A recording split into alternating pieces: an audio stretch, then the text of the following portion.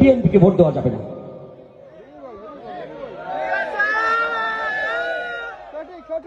কারণ বিএনপি দলকে ভালোবাসি, কিন্তু ওই ব্যক্তি আমার ধর্মকে অবমাননা করছে। দলকে আমি ঘৃণা করছি না, ওই ব্যক্তিকে আমি ঘৃণা করি, কোন দলকে নয়। কারণ রাজনৈতিক প্রেক্ষাপটে এক দল যাবে আর এক দল আসবে, এটাই পালা বদলের নিয়ম।